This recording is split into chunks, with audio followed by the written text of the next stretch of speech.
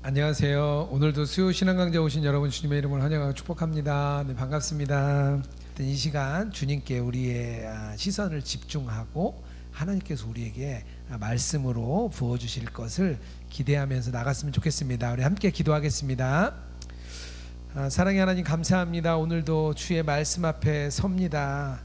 우리가 말씀 앞에 설 때 말씀을 통하여 주님을 바라보고 주님과 더욱 동행하는 저희들이 될 수 있도록 주님 인도하여 주시옵소서. 특별히 오늘 스가랴서 느헤미야 말씀을 듣습니다. 이 말씀이 우리의 뼈가 되고 살이 되게 하시고 말씀을 통하여 하나님을 더 깊이 알 수 있는 귀한 시간이 될 수 있도록 인도하여 주시옵소서. 바쁜 일상 중에 여러 가지 분주한 상황에서도 주의 말씀을 사모하여 우리 많은 분들이 달려왔습니다. 주님 그들 한 분 한 분 주님 축복하여 주시고 정말 주님을 바라보는 온전한 삶으로 살아갈 수 있도록 인도하여 주시옵소서. 오늘 모든 일정을 주님께 맡겨드리며 거룩하신 예수님 이름으로 기도드렸습니다. 아멘. 네, 구약이 거의 끝을 향해 가고 있습니다. 오늘 스가랴, 느헤미야 하고요. 저는 이제 다음 주는 그 말라기서하고 신구약 중간사하고 이렇게 끝내려고 합니다. 이렇게 달려온 시간을 제가 따져 보니까 한 8개월 정도 했죠. 우리가 8개월 정도 한 3주씩 마지막 주 기도했으니까요. 3주씩 하면 24시간이네요. 좀 다 하면 오늘까지 하면 24시간 정도면 구약을 어느 정도 이제 알게 되실 것 같아요. 나 끝났는데 아직 모르겠어. 네, 모를 수 있습니다. 하지만 한 번 듣고 두 번 듣고 세 번 들으면 이해가 되십니다. 24시간을 투자해서 성경을 알게 된다. 이거 정도면은 충분히 투자할 가치가 있다고 생각합니다. 하루에 2시간씩 들으면은요 12일이면 되고요. 하루에 1시간 들으면요 한 달이면 되는 길지 않은 일정이라고 저는 좀 생각이 들어요. 그래서 이렇게 제가 같이 나눈 정도의 이야기를 할 수 있다. 그러면 그래도 이렇게 속해 또 우리 나눔방 교회 소그룹에서 같이 우리 같이 통독하자 할 때 내가 먼저 설명을 해주고 같이 읽어나가는 그 방법을 충분히 할 수 있는 능력이 되리라 생각합니다. 제가 몇 번 말씀드렸지만 성경을 막 통독하는 건 좋은데요. 성경을 이렇게 좀 이해하면서 통독할 때 성경이 더 눈에 많이 확 들어옵니다. 오늘 아마 스가랴서 같은 경우 거의 못 들어보셨을 거예요. 오늘 한 30-40분 정도의 절약 한 권 딱 떼고 나면 스가랴서가 이렇게 딱 보입니다. 딱 보여요. 그 다음부터는 스가랴서를 딱 읽으면 이게 이거구나 이렇게 찾아가면서 읽을 수가 있거든요. 그래서 먼저 앞에 내용을 듣고 읽으시면 좋습니다. 어떤 강의든 상관없습니다. 유명한 성경 강좌들 많이 있으니까요. 그걸 들으면서 이렇게 준비를 하시면 좋겠습니다. 우리나라의 이단은요 대부분 다 학습 이단입니다. 오히려 교회가 경험치고요. 이단들은 다 학습 이단이에요. 이단은요 교리를 가르칩니다.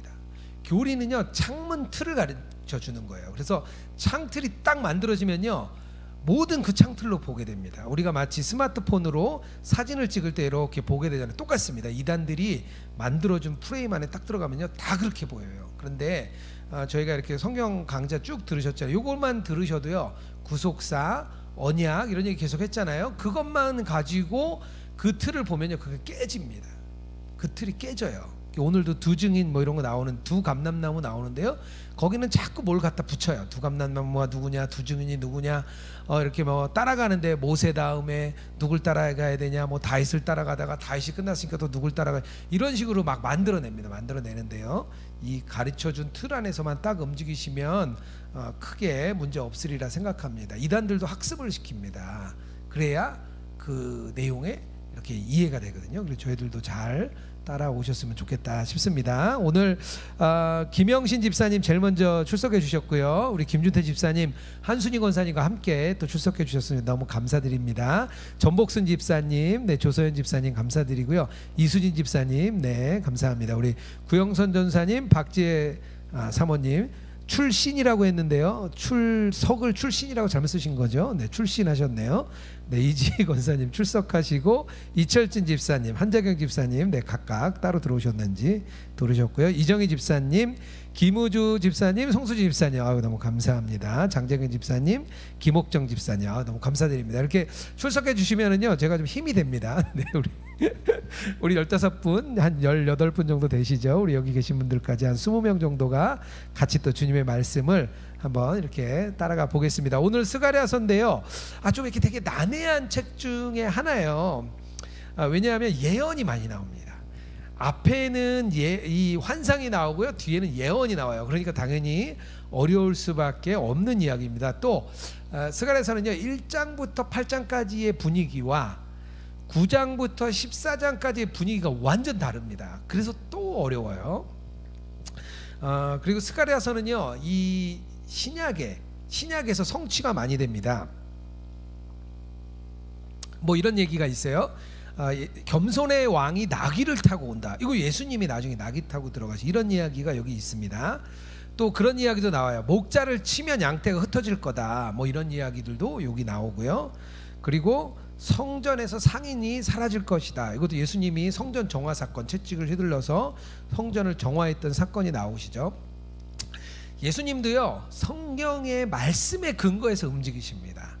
예수님이 이 땅에 오셨지만 그냥 움직이시는 게 아니고요, 하나님의 말씀, 그 예수님의 말씀이기도 하죠. 이 삼위일체 하나님이시니까요, 그 말씀대로 움직이십니다. 그 예언이 성취되도록 하시는 것이 말씀입니다. 그래서 성경은요, 하나님의 이 역사라고 봐야 돼요. 하나님이 계획하시고 실제로 만들어 가시는 것. 이러면 안 되겠죠. 하나님이 계획했는데 실제는 달라. 실제는 다른 거야. 그러면 안 되잖아요. 그래서 계획한 대로 이루어지는 역사다, 이렇게 좀 보시면 될 것 같고요. 스가랴서의 특징이 한 가지 또 있는데요. 이것도 요엘서가 그랬죠. 보통 이제 제가 그 4가지를 얘기했습니다. 죄책, 권면, 위로, 소망, 이렇게 4가지의 틀을 따라서 선지서가 가게 되는데, 이 스가랴서에도요, 이 죄책이 없어요. 죄책이 요엘서랑 비슷해요. 근데 그 에스라서 5장에 보면 학개와 스가랴가 나와서 예언을 했다고 나옵니다. 학개에서 이미 많이 책망을 했어요. 학개서가 이미 많이 책망을 했기 때문에 이 스가랴서에서는 좀 책망이 한 줄 정도 나옵니다. 뭐 그 정도 이해하시면 될 것 같고요. 기록자는 스가랴입니다. 그래서 야훼께서 기억하신다. 스가랴, 뭐 사가랴, 뭐 똑같은 말이에요. 원래 이제 모음이 없죠. 이 히브리어는 모음이 없습니다. 그래서 모음을 나중에 붙였는데요. 어쨌든 스가랴, 사가랴, 뭐 시옷, 기역, 리을 뭐 똑같습니다. 그래서 사가랴라고 보시면 될 것 같고요. 스가랴도요, 선지자이면서 제사장이었어요. 예레미야와 에스겔도 그랬죠. 선지자이면서 제사장이었습니다. 그래서 스가랴 1장 1절에 다리오 왕 제2년 8째 달에 여호와의 말씀이 이또의 손자 베가랴의 아들 선지자 스가랴에 임하니라. 선지자이고요.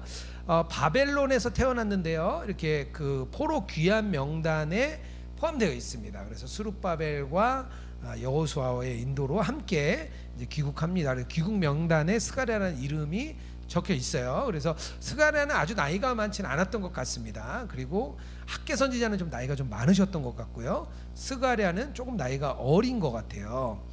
왜냐하면 그런 얘기를 해요. 이렇게 그 스가랴에게 너가 이거 아니야 그러면은 제가 잘 모르겠습니다 이렇게 얘기를 해요. 계속 모른다 그래요. 덕분에 환상을 딱 봤어요.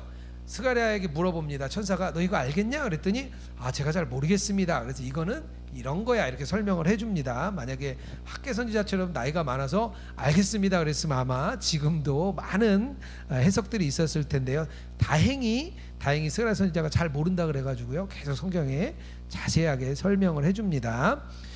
주전 한 520년 정도, 그러니까 성전 건축이 중단됐을 시기에 같이 시작했고요. 학개보다 오래 활동한 것 같습니다. 이제 느헤미야에 보면 뒤쪽까지 이렇게 12장까지 나오는 거 보면요, 늦게까지 스가랴가 예언자로 선지자로 활동했던 것 같습니다. 기록 연대는요 말씀드린 대로 1장부터 8장까지는 한 520년 어간, 그러니까 이 BC 520년에 성전 재건이 중단됐을 때의 이야기로 기록되어 있고요. 9장에서 14장까지는 제가 좀 써놨죠. 하반부는 사실 정확하지는 않습니다. 그런데 몇십 년 뒤에 쓰여진 것 같아요. 왜냐하면 이게 미래를 얘기하는데요. 이 미래가 굉장히 아주 자세하게 예언이 돼 있습니다. 그래서 그때는 아닌 것 같아요. 이미 성전이 완공된 후 이야기를 그리는 것 같습니다. 그래서 이후에 한 몇십 년 후에 기록됐을 가능성이 있다는 겁니다. 이 하반부는 정확하지는 않아요. 그리고 귀환한 예루살렘 포로 공동체에 대해서 지난주에 에스라서 할 때 포로 공동체에 대해서 얘기를 했습니다. 혹시 잘 기억이 안 나시면 한 번 더 가셔서 포로 공동체에 대해서 다시 한번 들어보시고요. 이따가 느헤미야에서 조금 더 한 번 더 얘기하도록 하겠습니다. 두 가지 주제인데요. 학계하고 비슷해요. 그래서 귀환 후에 성전이 완공되어야 된다는 것에 대해서 스가랴 선지자도 동일하게 백성들을 격려하고 용기를 주려는 게 있습니다. 성전이 중단된 시기에 기록됐기 때문이고요. 또 하나는요, 이게 두 번째가 굉장히 중요한데요. 이 하반부에 메시아가 세울 영광스러운 나라, 성전, 뭐 이걸 이야기하거든요. 근데 이게 왜 그러냐면 이렇게 와서 이제 스룹바벨과 여호수아의 인도하에 따라 왔는데 와 보니까 아무것도 바뀌는 게 없는 거예요. 아무것도 바뀐 게 없어요. 그러다 보니까 많이 다운돼 있을 만한 그런 시기에 이 포로 귀환 공동체에게 소망을 좀 주고 싶었던 거죠. 너희들 지금이 끝이 아니야. 메시아가 세울 영광스러운 나라가 있어. 이것을 이렇게 알려주면서 소망을 주기 위해서입니다. 그리고 결론은 예수 그리스도의 재림까지도 이렇게 스가랴는 이야기를 해줍니다. 기록 주제 두 가지를 이야기한다는 것이 결국은 뒤에 쭉 펼쳐진다는 것도 보시면 될 것 같습니다. 역사적인 배경은요, 이제 계속 이제 얘기하고 있는데요.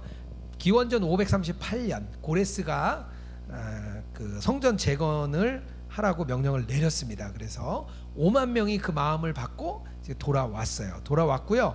그들이 2년 뒤에 한 1년 반 정도 뒤에 이제 그 성전 기초를 놓기 시작했습니다. 그런데 사마리아인들과 주변의 방해로 한 14년 정도 이렇게 중단이 됩니다. 그때 시기에 이제 이 학계와 스가랴서가 일어나게 되죠. 현실이 쉽지 않은 거예요. 막상 바벨론이라는 곳에서 그래도 잘 사는 그곳에서 경제적인 활동, 종교적인 활동을 다 했다 그랬잖아요. 안전한 곳을 뒤로 하고 왔습니다. 막상 와 보니까 경제적으로도 어렵죠, 정치적으로도 어렵죠, 사회적으로도 갈등이 있는 그런 상황이었습니다. 당연히 그 귀한 공동체 안에 패배주의, 회의주의, 그리고 이기주의, 현실주의, 자기만 먼저 먹고 살아야, 내가 먼저 먹고 살아야죠. 신앙, 내가 먼저 먹고 살아야죠. 어디 환경 문제를 얘기를 합니까? 우리 먹고 살기 급한데, 뭐 그런 이야기인 거예요. 어쨌든 그런 상황에서 학계는 성전 건축에 대한 이런 외적인 것을 굉장히 강조를 했다면요, 이 스가랴 선지자는요 조금 더 깊이 들어가서 이 하나님하고의 관계, 우리의 자세, 이런 것을 더 강조를 해줍니다. 지난주에 학계 선지자에서 얘기를 했죠. 자꾸 방해를 받으니까 뭐라 그러죠? 때가 아닌가 봐, 우리 성전을 지을 때가 아닌 것 같아, 이렇게 얘기를 했는데 하나님이 뭐라 그러죠? 아니라고 얘기를 하는 거죠. 방해가 있어도 하나님의 전을 건축하는 것, 여기서 나중에는 그 외형적인 전뿐 아니라 우리 마음의 성전까지 이야기했죠. 그런 성전을 건축하게 되었고 BC 516년 드디어 20년 만에 성전이 완공됩니다. 이런 과정이 쭉 이어지고 있는 거죠. 맥잡기를 보면요, 제가 3개로 나눴는데요, 3개로 나눌 수도 있고 2개로 나눌 수도 있어요. 원래 앞부분은요 7개의 환상이 나옵니다. 어렵지 않아요. 7개의 환상은 아주 잘 설명해주고 있어요. 뒤쪽에 가면요 6개의 예언을 얘기해주고 있습니다. 뭐 이거를 7개로 보기도 하고요, 앞부분에 7개를 8개 환상으로 보기도 합니다. 이거 조금 뭐 이견은 있는데 뭐 7 이렇게 보기도 하는데요, 제가 봤을 때는 한 7개, 6개 정도가 좀 맞는 것 같아요. 그리고 7장 8장이 되게 애매합니다. 금식에 대한 교훈인데요.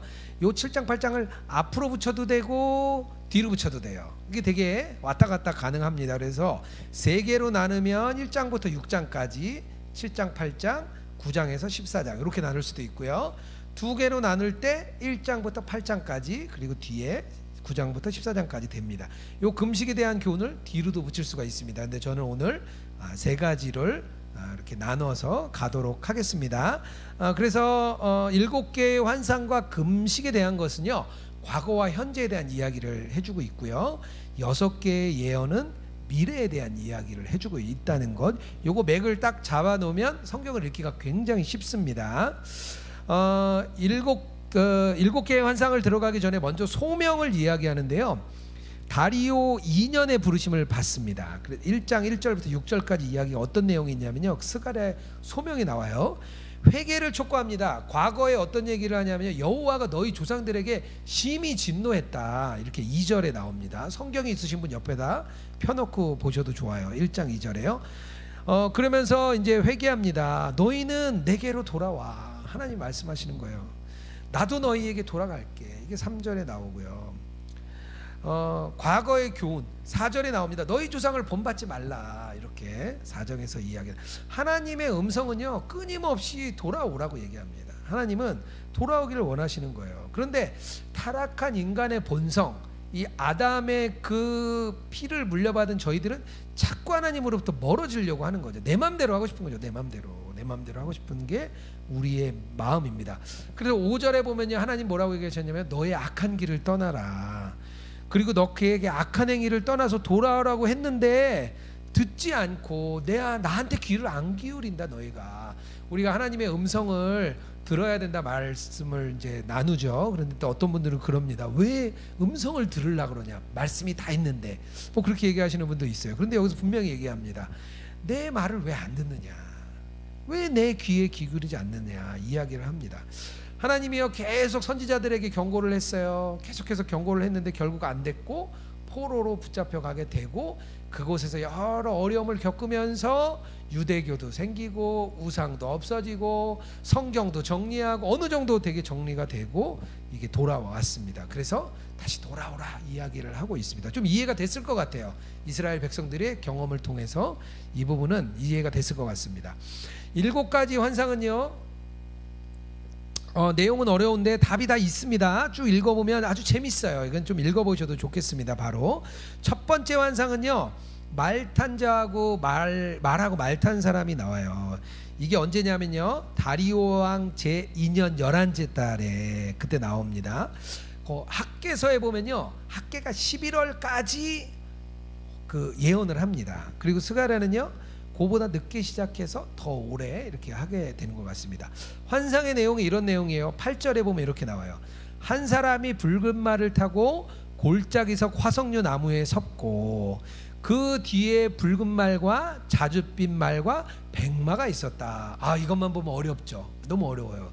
야, 과연 이 화석류 나무는 뭐고, 붉은 말은 뭐고, 백마는 뭐고, 자줏빛 말은 뭘까? 이거 막 해석이 또 막 분분합니다. 이거 요한계시록 6장에 가면 또 나오잖아요. 뭐 붉은 말, 푸르스름한 말 막 나오죠. 백마부터 나와요. 그랬더니 스가랴가 다행히 물어요. 내 주여 이들이 무엇입니까? 그러니까 딱 물어요. 그랬더니 천사가 이르되 내가 무엇인지 내게 보이겠다. 그러면서 얘기를 하면요, 화석류 나무에 선 천사가 말합니다. 여호와께서 땅에 두루 다니라고 보내신 자들이다. 이렇게 나와요. 두루 다니면서 천사들이 둘러봅니다. 사람만, 이 천사들만 둘러보는 게 아니고요, 사단도 둘러봐요. 욥기서에 보면 하나님이 그러죠. 사단이 세상을 두루 돌아다니면서 왔다 이렇게 나옵니다. 그랬더니 하나님이 물어보죠. 내 종 욥을 봐왔느냐 이렇게 딱 물어봅니다.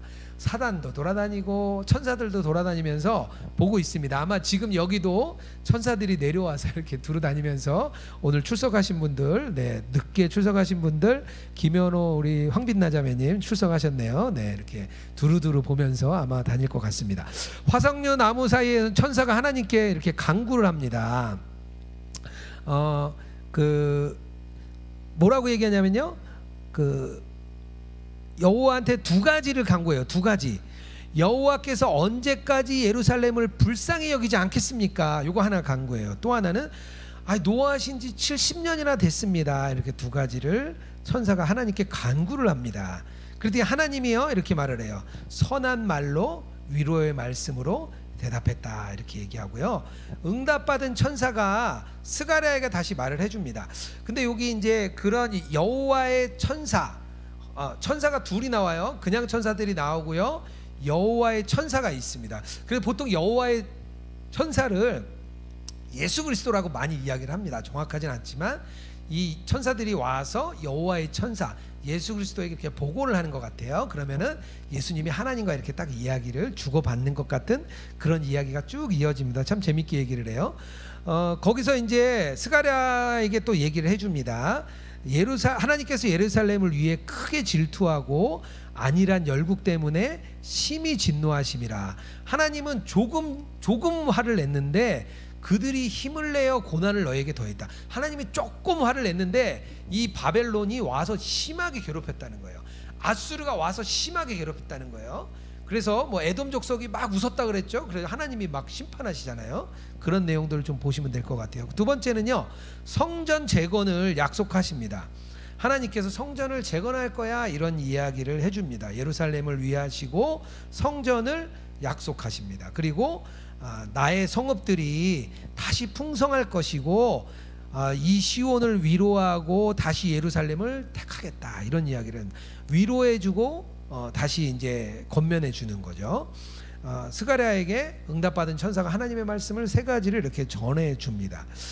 이 첫 번째 환상은요, 결국 이 성전 재건을 하다가 낙심한 이 이스라엘 백성들에게 위로하는 거예요. 하나님이 성전이 재건될 거야. 너 100점 맞을 거야. 너 영어 지금 못하지만 앞으로 영어 100점 맞을 수 있어. 너 지금 시험은 떨어졌지만 앞으로 이 면허 시험에 합격할 수 있어. 뭐 이런 이야기를 해주는 겁니다. 네. 이런 이야기가 첫 번째의 환상이에요. 뭐 이런 식으로 계속 환상이 이어집니다. 그래서 이해가 아주 쉬워요. 좀 왜 이런 환상을 보여주신지 알겠죠? 우리를 딱 위로해 주시는 거예요. 두 번째 환상은요, 네 뿔과 네 대장장이가 나옵니다. 네 뿔은요, 이 결국에는 유다와 예루살렘과 유다를 흐트러뜨린 뿔이에요. 그러니까 결국에는 뭐 이런 나라들이 되겠죠. 그동안 이제 어렵게 했던 나라, 아수르 있었죠. 애굽도 어렵게 했죠. 바벨론도 어렵게 했죠. 페르시아도 어렵게 했죠. 이런 한 네 나라 정도를 그 당시에 네 뿔 정도로 해석할 수 있지 않을까 생각합니다. 하나님이 네 뿔을 흐트러뜨리려고요, 4명의 대장장이를 부르십니다. 그래서 4번의 대장장이를 유다 땅을 흐트러뜨리겠다, 이 뿔들을 다 부러뜨리겠다 얘기를 하는 거예요. 결국에는 하나님이 이 대적들을 심판해 주시겠다는 그런 이야기를 해주시는 거예요. 왜냐하면 지금 페르시아의 지금 이제 포로들이잖아요. 아직도 페르시아 곧 내가 가만 안 둘 거야 이야기를 하는 거죠. 세 번째 환상은요, 측량줄을 잡아요. 측량하면은 뭐라 그랬죠? 뭔가 짓는 것 같아. 제가 말씀드렸잖아요, 지난주에. 측량을 해야 건설이 시작된다고 말씀드렸잖아요. 제가 측량 기사가 있습니다. 제가 측량 기사로 제 아내랑 항상 줄자를 재다가 둘이 차이가 나면 제가 항상 저는 측량 기사다 이렇게 제가 이야기를 해주면 저희 아내가 굉장히 한심한 눈으로 저를 이렇게 쳐다보는데요. 어쨌든 측량을 합니다. 공사 현장에 가면요, 제일 먼저 측량을 해요. 그래서 말뚝을 딱 박습니다. 왜? 경계를 정해야 이제 그 안에 측량을 하잖아요. 결국에는요, 이 성전이 재건될 거야 그런 이야기를 측량을 해주는 거예요. 나중에 요한계시록에도 측량하는 거 나온다 그랬죠. 이게 세 번째 환상입니다. 쉽죠, 세 번째는. 네 번째 환상은요, 이런 거예요. 하나님이 재판장이에요. 그리고 대제사장인 여호수아가 있는데 더러운 옷을 입었어요. 더러운 옷. 그리고 그 앞에 서 있는 거예요. 그 옆에는 사단이 서 있습니다. 더러운 옷을 입었다는 거는요, 결국에는 죄를 졌다는 거예요. 죄를. 여호수아 대제사장이 죄를 졌어요. 무슨 죄를 지었을까? 여러 개를 죄를 졌겠죠. 이렇게 더러운 행실이라고 보통 이야기를 하는데요. 이렇게도 해석을 해요. 이방 여인을 취하지 않았겠냐. 그때 당시에 이방 여인과 우리 에스라서 끝날 때 그런 얘기 나왔잖아요. 이방인들과 통혼한 게 많았잖아요.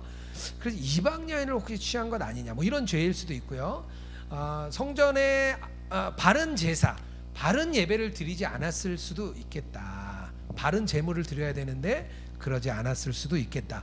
혹은 제대로 된 불 꺼지지 않고 불을 잘 관리해야 되는데 이런 것도 잘 못했을 수 있겠다. 하여튼 여러 가지 해석이 가능합니다. 사단이요 이 더러운 옷을 입을 여호수아를 참소합니다. 우리도 그런 얘기들 많죠. 우리가 예수님과 동행하겠다, 예수님 바라보겠다 하는데 금방 죄에 넘어지고 세상 것에 금방 넘어지고 우리가 마음에 확 참담함을 느끼잖아요. 사단이 우리를 막 참소해 옵니다. 야, 너 그러고도 너 목사냐? 너 그러고도 장로냐? 너가 그러고도 권사고 집사냐? 너가 예수님 믿은 지 30년 됐다더니 너 참 안타깝다. 내가 봐도 너 참 안타깝다. 막 이렇게 참소를 하는 거죠.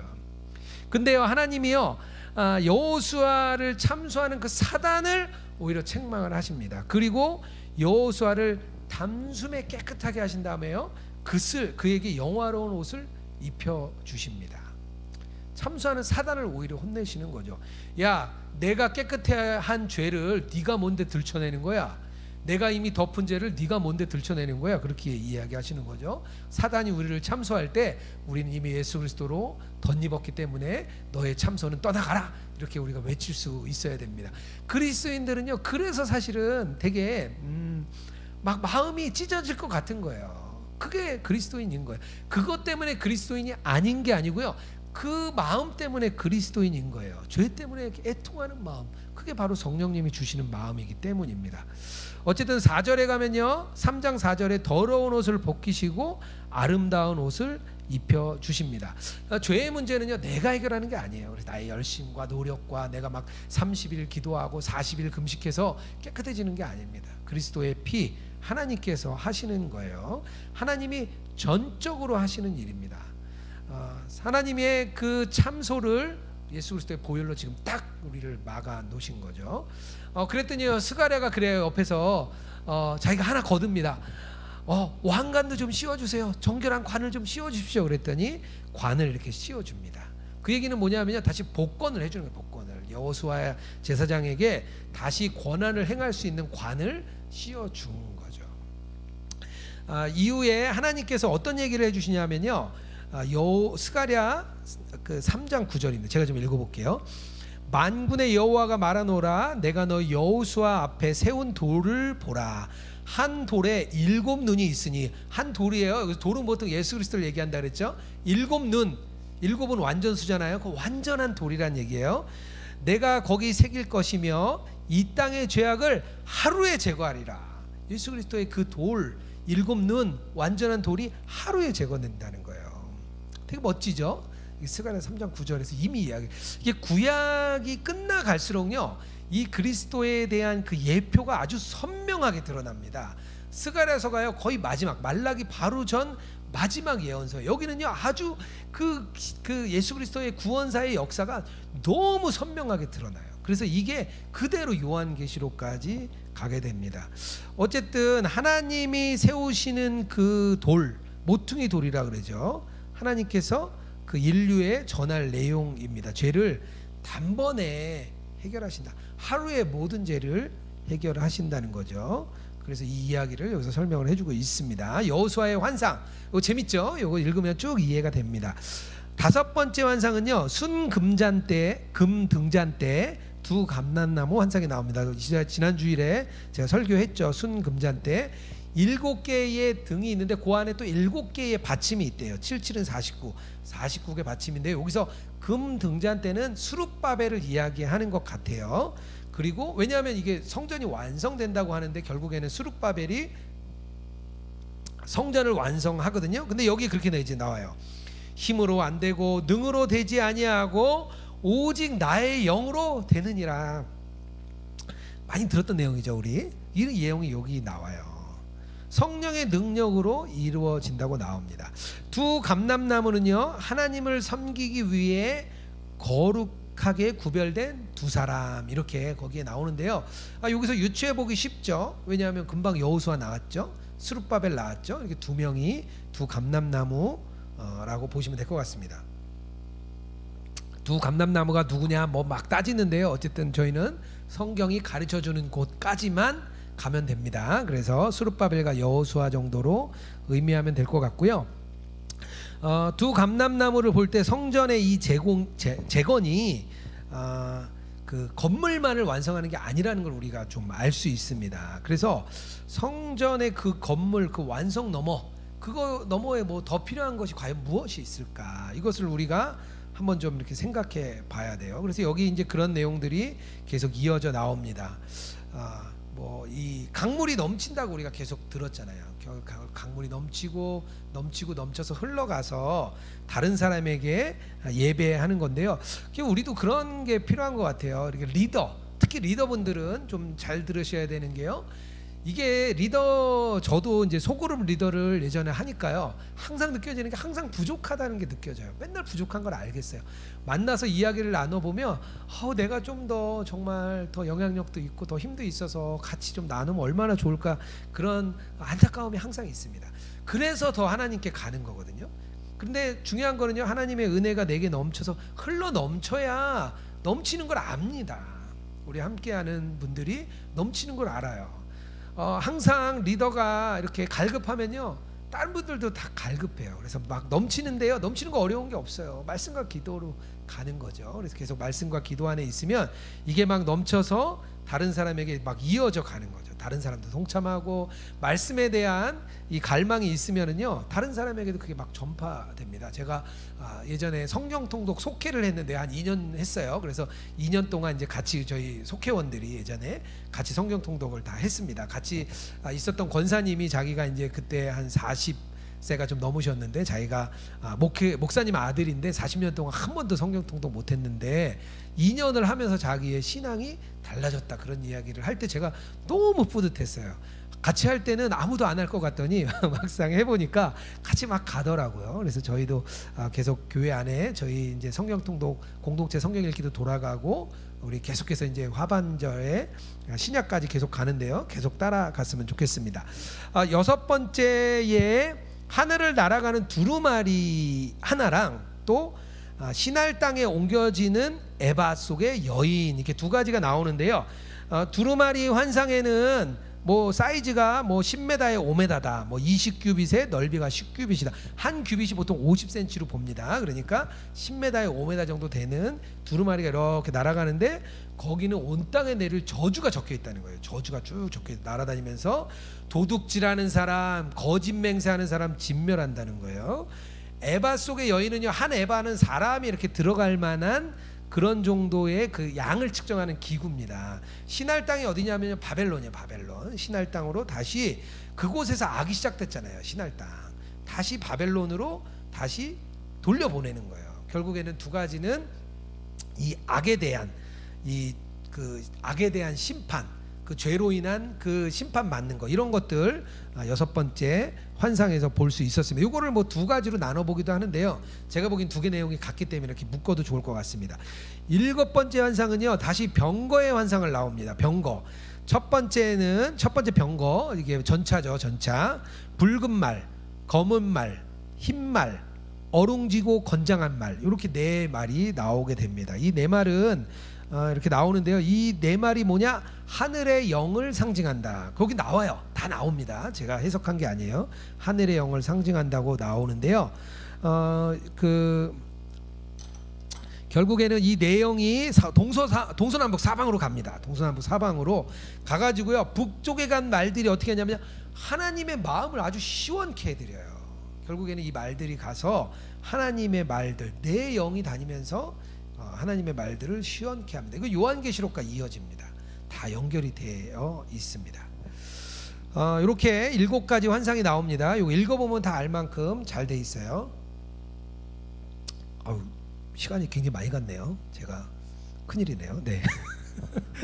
네, 여호수아의 면류관, 요거 빨리 하고 요거까지 하고 나머지 빨리빨리 좀 지나가야 될 것 같습니다. 요거 되게 중요하거든요. 스가랴서 6장까지 이야기가 쭉 나옵니다. 7가지의 환상이 딱 끝나요. 그리고 나서 하나님께서 왕관을 만들어요. 그런데 왕관을 만들어서 누구에게 씌우라 그러냐면요, 대제사장 여호수아에게 씌우라 그래요. 스가랴서 6장 11절에서 13절입니다. 은과 금을 받아 면류관을 만들어 여호사닥의 아들 대제사장 여호수아의 머리에게 씌우고 말하여 이르기를, 만군의 여호와께서 이같이 말씀하시되, 보라, 싹이라는 이름이, 싹이라 이름하는 사람이, 싹이죠, 싹, 이렇게 바닥에서 싹이 올라오는 거예요. 한 줄기. 사람이 자기 곳에서 돋아나서 여호와의 전을 건축하리라. 이 싹이 나는데요, 이 싹이 여호와의 전을 건축한대요. 그가 여호와의 전을 건축하고 영광도 얻고 그 자리에 앉아서 다스릴 것이요. 왠지 좀 이해가 확 오시죠? 누구 같아요? 이 싹이 예수 그리스도죠. 그러니까 이 제사장이 원래는 왕관을 쓰면 안 됩니다. 대제사장이 왕관을 쓰는 게 아니라 왕이 왕관을 써야죠. 왕이. 그런데 대제사장에게 왕관을 씌웁니다. 결국에는 예수 그리스도의 세 가지 삼중직이 있습니다. 왕이신 예수 그리스도, 제사장이신 예수 그리스도, 선지자이신 예수 그리스도, 세 가지의 삼중직의 직분이 있어요. 이 삼중직의 직분은요, 구약 시대에 이 세 명에게 기름을 부었습니다. 세 명 기름 부었어요. 왕, 선지자, 제사장에게 기름을 부었어요. 기름 부은 자라는 뜻이 메시아거든요. 메시아가 결국에는 예수 그리스도잖아요. 예수 그리스도가 이 세 가지 기름 부음을 받은 자의 역할을 다 합니다. 여기서 처음으로 제사장에게 왕관을 줘요. 그래서 결국에는 예수 그리스도가 이 세 가지의 역할 중에 이제 왕적인 역할도 한다는 것을 여기서 보여주고 있습니다. 원래는 정치 권력이 왕관을 써야 되는 거거든요. 제사장인 여호수아에게 특별한 의미를 부여합니다. 여호수아는요, 구약 헬라어 히브리어의 말이죠. 헬라어로 가면 여호수아가 뭐가 되죠? 예수가 되는 거예요. 정확히는 예수스예요. 지저스 아니고 예수스. 원래 우리가 더 비슷합니다. 예수스예요. 이 예수님에게 결국에는 이 왕이신 직분, 제사장인 직분이 다 간다는 거예요. 그 싹이라고도 얘기하고요, 큰 돌이라고도 얘기하는데요, 결국에는 이새의 줄기, 다윗의 자손이죠. 결국 이새의 가지, 이새의 줄기, 다윗의 자손에서 나오는데, 그가 뭘 한다 그러죠? 성전을 건축한다 그랬습니다. 성전. 그래서 이 성전을 건축하는 게요, 결국에는 예수 그리스도가 성전을 건축하시죠. 내가 이 성전을 허물고 3일 만에 다시 성전을 세우리라 말씀하셨죠. 그래서 이 성전은요, 결국에는 뭐가 되냐? 교회가 되죠. 교회가. 지금 이게 교회잖아요. 우리는 교회 시대에 있습니다. 예수 그리스도께서 결국 세우신 것, 이 교회입니다. 그리고 이 교회는요, 결국에는 나중에 최종의 천국, 우리 하늘에서 내려오는 새 예루살렘 천국을 이야기하는 거예요. 이 스가랴서의 이 마지막 이 부분이요, 굉장히 중요합니다. 이게 결국에는 예수 그리스도로 넘어가는 신약의 굉장히 핵심적인 내용을 신학적으로 아예 딱 못 박아주는 그런 내용입니다. 그래서 예수 그리스도가 이런 역할을 그대로 가지고 가는 거예요. 사도 바울은 이걸 알았죠. 사도 바울이 예수 그리스도를 보고 이걸 알았기 때문에 삼중직의 그리스도를 설명을 하게 됩니다. 이게 놀라운 얘기예요. 이거를 좀 잘 읽고 제가 이야기한 거 좀 이해하시면 되겠습니다. 7장 8장은요, 참된 금식이 나옵니다. 금식.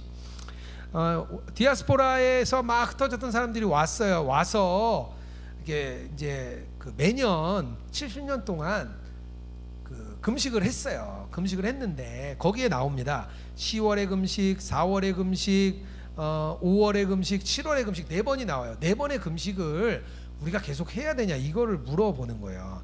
10월의 금식은 뭐냐면요, BC 588년에 처음으로 예루살렘 성전이 포위당하게 됩니다.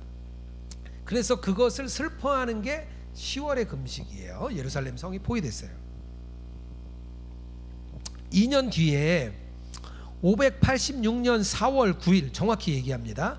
586년 4월 9일에 드디어 성이 함락됩니다. 이게 바로 4월의 금식이에요. BC 586년 4월 9일에 함락되는 날을 슬퍼하는 금식을 했습니다. 그리고 얼마 뒤에 5월의 금식이 있어요. 동일한 BC 586년 5월 한 7일에서 10일까지 성전이 불타버립니다.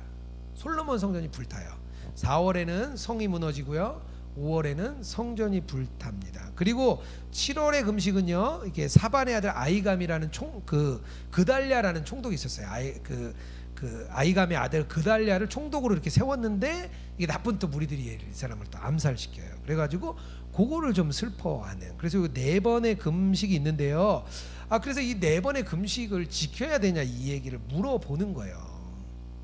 하나님의 답변은요, 뭐라고 얘기하냐면, 금식이 중요한 게 아니야. 눈에 보이는 너희들 먹는 눈에 보이는 금식을 해야 되냐 말아야 되냐 하는데, 그게 중요한 게 아니라 말씀을 온전히 지키는 거, 이게 중요한 거야. 말씀에 순종하는 게 중요한 거예요. 이 얘기를 하고, 조금 더 뒤에는 뭐라고 얘기했냐면요, 정의롭고 자비롭게 사는 것, 이게 금식보다 더 중요한 거야. 우리가 보통 금식을 할 때 나라와 민족을 위해 하는 금식은 정말 괜찮죠. 근데 보통 금식은 나의 필요와 나의 어려움, 나의 극한에서 하는 게 보통 금식이거든요. 하나님은 말씀을 더 순종하는 것, 그걸 더 중요시한다는 거예요. 뭐 금식이 나쁘다는 게 아닙니다. 순종이 제사보다 낫다 그래서 제사를 드리지 않는 게 아니잖아요. 다 중요한데 제사보다 순종이 중요하고 금식보다 순종이 더 중요하고 그 마음이 중요하다고 이야기를 하는 겁니다. 그 이야기가 있고요. 나중에는 어쨌든 예루살렘이 다시 풍성해지고 많은 사람들이 찾아올 거야. 이게 7장 8장의 이야기입니다. 6가지 예언이 또 나와요. 9장부터 14장까지는 6가지 내용이 나오는데요. 제가 ABC 다시 이렇게 구조를 쭉 설명했죠. 9장 10장 11 12 13 14 이렇게 메시아의 왕을 열방이 심판합니다. 왕이 열방들을 심판해요. 그리고 열방에서 남은 자들이 다행히 돌아옵니다. 이방 민족들을 하나님이 심판을 해요. 그리고 메시아적인 왕이 다행히 이제 심판을 했는데요. 이제 버림을 받습니다. 열방에서 남은 자들이 돌아왔는데요. 예수 그리스도를, 이 메시아적인 왕을 버림을 받아요. 그럼에도 불구하고 백성을 구원합니다. 그리고 다시 남은 자들을 정결케 해요. 그리고 난 다음에요, 열방이 다시 순례를 옵니다. 이거 딱 이렇게 접으면 딱 똑같죠. 열방으로 시작해서 열방으로 끝나죠. 남은 자로 시작해서 남은 자, 메시아적 왕이 백성들과의 관계, 버림을 받았으나 구원하는 거, 이렇게 딱 포개지는 것처럼 이렇게 아주 정결하게 아주 이렇게 되어 있습니다. 아주 이렇게 스갈에서는요 구조가 아주 명확합니다. 앞에 7가지 예언, 환상 말씀드렸습니다. 금식에 대한 2가지 7장 8장 9장에서 14장까지 환상인데요.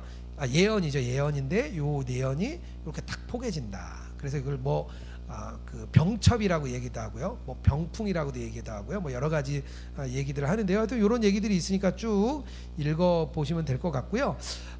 환상과 예언을 잘 알기 위해 어떻게 해야 되냐? 기도를 많이 해야 된다. 이게 아니라 공부를 많이 해야죠. 성경을 많이 읽으면 돼요. 아까 제가 첫 번째 말씀드린 것처럼 하나님 백마가 무엇입니까? 하고 기도를 아무리 해도 비슷하게 기억은 할 수 있겠죠. 하나님이 특별한 지혜를 주셔서 두루마리가 무엇입니까? 아무리 기도해도 뭐 이렇게 알 수는 있겠지만 정확하다고 말할 수 없어요. 근데 읽어보면 다 나옵니다. 그래서 이렇게 좀 성경을 바르게 읽고 공부하는 게 굉장히 중요하고요. 그 바르게 읽고 공부한 것 안에서 우리가 말씀으로 충만해질 때 우리가 분별이 되는 거죠. 우리가 삶을 살아갈 때 우리가 이 계약을 할까요 말까요? 성경에 안 써 있잖아요. 내가 이쪽을 갈까요 저쪽을 갈까요? 이게 성경에 안 써 있잖아요. 우리는요 성경적인 이 사고를 갖는 거예요. 성경으로 가장 정확한 판단, 적절한 판단, 어떤 길이 하나님이 기뻐하실까를 성경을 통해 우리가 배우고 공부하는 거예요. 그리고 나서 세상으로 나가서 우리가 판단을 하는 거죠. 그래서 이렇게 가는 게 좋을까? 저렇게 가는 게 좋을까? 그것을 우리가 판단하는 거예요. 그래서 그거를 우리가 성경적 세계관이다 뭐 이런 이야기를 하게 되는 겁니다. 그래서 조금 더 열심히 제가 처음 서두에 나눈 거대로 이렇게 공부를 계속 해주시면 좋을 것 같고요. 또 하나는요, 지도자가 중요하다. 백성에게 맞는 지도자가 선다, 그런 얘기가 있습니다. 그런데 결국에는요, 지도자는 백성이 만들어 주잖아요. 그러니까 백성들의 수준이 지도자의 수준이라고들 이야기하기 때문에요, 우리가 백성들도 이렇게 좀 더 자신의 수준을 높일 필요가 있다. 저는 그렇게 좀 생각을 합니다. 그러려면 어떻게 해야 되죠? 좋은 스승을 만나야죠. 좋은 스승을 만나. 유기성 목사님 너무 좋은 스승이죠. 우리 김승희 목사님도 너무 좋은 스승이죠. 눈에 보이는 또 우리 목사님들도 좋은 스승이지만 성경의 스승이 많습니다.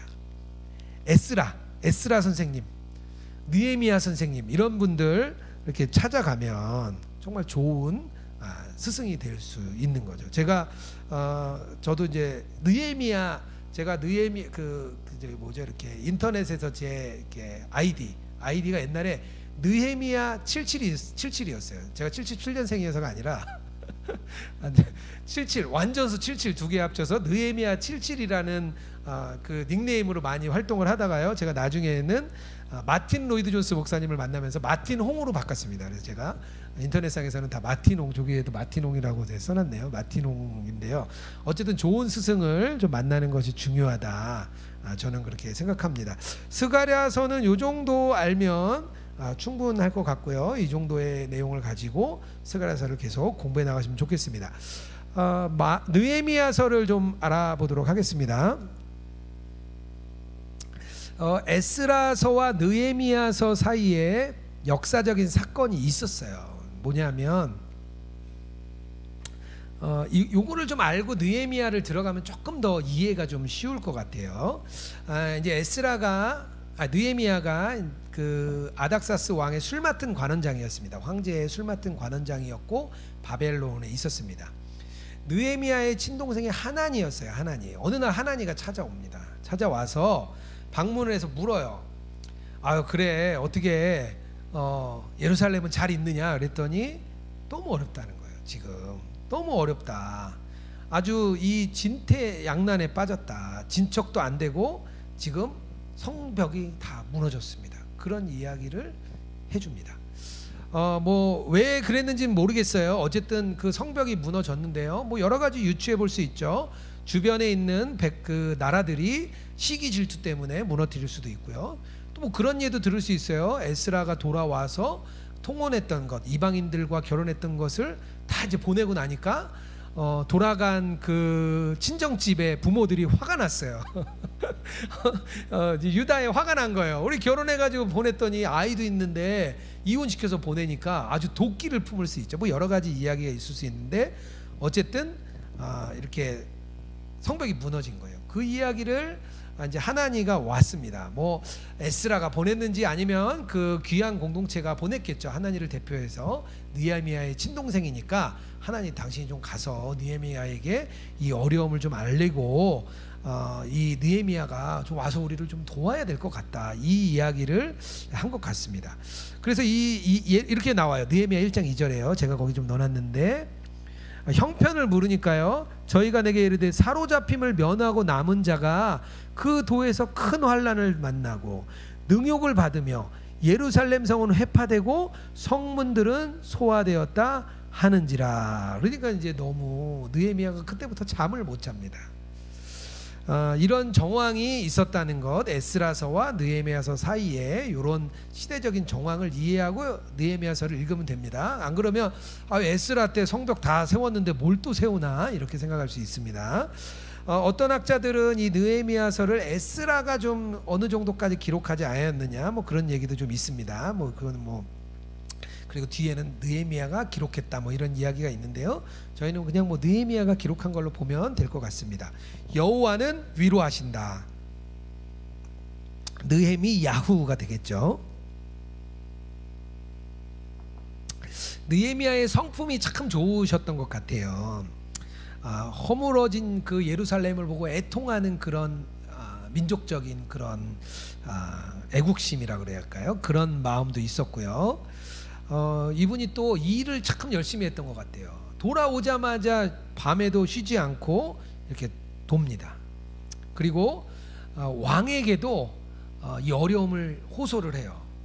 그 술 맡은 관원장이니까 뭐 이런 거죠. 왕 대신 술을 먼저 한 잔 마시고 죽나 안 죽나 그걸 왕이 보겠죠. 그런데 어느 날 수심이 가득하다 그래요. 그리고 왕이 묻는 거예요. 왜 수심이 가득하느냐 이렇게 물어요. 그랬더니 두려워했다 그래요. 왜 그럴 수 있잖아요. 누구랑 짜고 뭐 이렇게 할 수 있으니까 두려워했다 그래서 왜 그러느냐 그랬더니 이제 그런 이야기를 하는 거죠. 내가 사랑하는 고국이 지금 성벽이 무너졌다고 하는데 너무 마음이 어렵습니다. 그래서 뭘 도와줄까 이렇게 이야기가 되는 거죠. 어쨌든 영적으로 아주 신중하고요. 이렇게 되게 기도하는 사람이에요. 이렇게 왕에게 얘기할 때도 잠깐 묵도하고 이렇게 이야기가 나옵니다. 항상 우리가 사람을 만날 때 주님 어떻게 할까요? 이걸 하는 거 굉장히 묻는 거죠. 우리도 기도로. 어쨌든 영적으로 굉장히 아주 신중하고 사려 깊은 사람이에요. 또 굉장히 신뢰할 만한 사람이었던 것 같아요. 왕도 신뢰하고 유다의 귀한 공동체도 부탁할 정도로 아주 신뢰할 만한 그런 사람이었던 것 같고요. 돌아와서 일하는 거 보면요, 아주 일도 굉장히 잘합니다. 일을 아주 위대한 개척자의 모습을 보여줍니다. 그리고 나중에 보면요, 에스라와 함께 율법을 그 회복하는 그 전체 수문학 강장에 모여서 함께 성경을 낭독하도록 하는 그런 일도 하는 게 아주 느헤미야. 청교도들이 느헤미야를 그렇게 좋아했다 그래요. 청교도들이 느헤미야가 이제 그 청교도들의 지침이라고 할 정도로 아주 바른 모습, 느헤미야에 있는 인격적인 모습을 나도 저런 사람이 되고 싶다. 그런 분들은 느헤미야서를 많이 읽어보시면 좋습니다. 로마서 많이 읽으라는 얘기 들었죠. 저도 로마서 100번 읽으라 그래가지고 엄청 열심히 읽었는데요. 느헤미야서를 많이 읽고 느헤미야 어르신의 그런 성품을 좀 잘 받아도 좋을 것 같습니다. 기록 연대, 기록 장소, 주제 이런 것 쭉 보시면 될 것 같고요. 제가 아까 뭐 쭉 설명했기 때문에 그 얘기는 좀 안 하겠습니다. 1차 귀환은 536년 또는 537년입니다. 제 밑에는 이제 537년으로 돼 있을 거예요. 네, 6년으로 돼 있네요. 수룹바벨하고 이렇게 수룹바벨의 인도하에 이렇게 돌아온 게 1차 귀환이었죠. 2차 귀환은 457년 또는 458년에 에스라에 의해서 오게 됩니다. 이때는 1차 때는 성전을 재건하죠. 2차 때는 개혁하고 예배 확립 이런 일을 합니다. 근데 이때 성벽이 무너지는 일이 이제 발생을 했죠. 3차 기한은 주전 444년 느헤미야가 인도해 가지고요 성벽을 재건하고 부흥을 하는 그런 일이 있습니다. 그래서 에스라서는 1, 2차 귀환 후의 이야기, 느헤미야는 3차 귀환 후의 이야기. 제가 표 그려놨습니다. 위에 한번 쭉 보시면 이 스가랴서와 에스라, 느헤미야 좀 이해가 가시겠죠? 이렇게 좀 보시면 될 것 같습니다. 저희는 에스라, 학개, 스가랴, 느헤미야 순으로 나아가고 있습니다. 맥잡기를 좀 보면은요, 1장부터 10장까지는요 3차 귀환이 나옵니다. 느헤미야서 좀 길어요. 좀 길어서 한 장도 되게 길어가지고요 요거 읽는데 한 13장까지 읽는데 1시간 한 반 정도 걸리더라고요. 한번 좀 읽어보시면 좋겠는데요. 어쨌든 앞부분에는 귀환하고 8장부터 10장까지는 개혁과 부흥, 성전 재건을 하고요 뒤쪽에는 성전을 봉헌하는 이야기가 나오게 됩니다. 성벽 재건에 대해서 말씀드렸죠. 이때 굉장히 어려움이 많았습니다. 다행히 아닥사스 왕에게 12년의 귀환과 또 많은 지원을 받고 돌아왔는데 이 느헤미야는요 이 성전을 재건하는 것이 하나님의 도시를 다시 이렇게 회복시키는 것이라고 생각을 합니다. 하나님의 백성이 다시 회복되는 것은 성전을 다시 회복하는 것밖에 없다 이렇게 이야기를 합니다. 그런데 성전을 재건할 때요 가장 먼저 성전을 재건하기 전에 하는 게 있는데 뭐냐면요 성별 과정을 거칩니다. 깨끗하게 하는 그런 과정을 먼저 겪어요. 깨끗하게 하는. 결국에는요 이 성전 이 테두리를 이 느헤미야는요 성벽이죠. 성전의 벽과 같이 보지 않았나 그렇게 생각됩니다. 여러 막 어려움이 있는데요 그 어려움의 여러 모함과 또 시기와 질투에 의해서도 52일 만에 성벽이 재건됩니다. 이 이야기는 쭉 읽어보시면 충분히 이해가 될 것 같고요.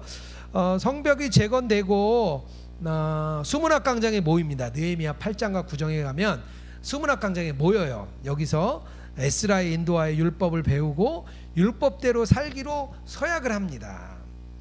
율법대로 살기로 서약하고 하나님의 집을 내가 훼손하지 않고 버리지 않겠다고 맹세도 해요. 그렇게 맹세를 한 사람만 예루살렘 성에 들어올 수 있었습니다. 그리고 나서요 성전이 이제 봉헌됩니다. 이때 성전이 봉헌될 때요 제사장, 레위, 찬양하는 사람, 성벽, 성문까지 다 성결 의식을 다 거치면서 깨끗하게 하고요. 막 성벽을 예루살렘을 막 이렇게 순례하면서 축제의 시간을 갖습니다. 결국에는 이 축제의 시간이 나중에 예수 그리스도가 복귀한 후에 그 그림을 얘기해 주는 거죠. 제가 그림을 그려놨습니다. 두 줄이 성벽이고요. 가운데 성전. 오른쪽에 있는 그림은 요한계시록에 있는 내용을 좀 그려놓은 거예요. 참 성전이신 하나님 그리고 천국잔치가 이루어지고요 예루살렘 성벽이라는 거 이렇게 얘기를 했고요. 느헤미야는 저 평신도 지도자라고 볼 수 있죠. 저도 뭐 평신도라는 표현은 잘 좋아하지 않는데요 그냥 성도라는 표현이 더 좋은 표현인데 카톨릭에서 이 성직 계급과 평신도 계급으로 나눔으로 인해서 너희들은 평범한 신도야, 이런 의미인데 한국 교회 안에서 워낙 그냥 많이 쓰이기 때문에 평신도라고 그냥 쓰도록 합니다. 어쨌든 에스라와 느헤미야는요 이렇게 약간 목회자와 우리 평신도로서 역할을 잘 이렇게 나누었던 것 같아요. 에스라는 말씀을 연구하고 선포하는 일을 하죠. 그리고 또 말씀을 통해서 이 공동체의 그 언약을 다시 한번 갱신해주는 그런 이제 말씀을 가르치는 역할을 하게 됩니다. 느헤미야는요 평신도 지도자로 성벽을 재건하는 일을 합니다. 그리고요 삶을 개혁하는 것, 성벽을 막 깨끗이 하잖아요. 그 삶을 개혁하는 일을 하게 됩니다.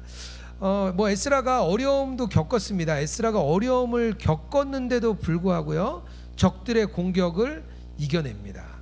에스라의 관심은요 성전에 있었던 게 아니라 성벽에 있었어요. 그러니까 이게 잠깐 성도로서의 역할을 좀 이렇게 좀 볼 수 있는 것 같아요. 성전하고는 달라요. 목회자들은요, 저도 목회자가 되고 보니까요, 믿는 분들을 계속 만나게 됩니다. 교회에서 믿는 자들을 교육하고 회심시키고 다시 한번 이렇게 주님 앞에 서게 하는 역할을 하는 거죠. 성도님들은요 삶의 최전선에 서게 됩니다. 믿지 않는 자들과 부딪히는 그런 자리에 세상의 공격과 위협하게 정말 서게 되는 그런 성벽과 같은 곳이 우리 성도들의 위치거든요. 저는 이 자리가 삶의 자리라고 생각이 들어요. 왜 느헤미야가 성벽을 그렇게 열심히 재건했을까? 제사장이 아닌 일반 평신도 지도자로서 해야 될 일이 성벽을 재건하는 일이 아니었을까 생각을 합니다. 어쨌든 이런 목회자들과 달리 세상과 마주하며 쌓아나가는 우리 성도들에게요 이 성벽은요 성전과 같은 거예요. 이 느헤미야가 성전과 성벽을 같다고 아까 제가 말씀드렸잖아요. 어쨌든 느헤미야가 했던 것처럼 이 거룩한 성벽을 세우는 것, 이것이 우리가 이 느헤미야서를 읽어 나가면서 우리 현재 오늘의 삶에 이렇게 가져와서 적용해 볼 수 있는 것이 아닌가 생각을 합니다. 본문 연구는 뭐 어렵지 않습니다. 3차 귀환하는데 아닥사스다 왕의 술 맡은 관원장이었대요. 이렇게 돌아오게 되고요.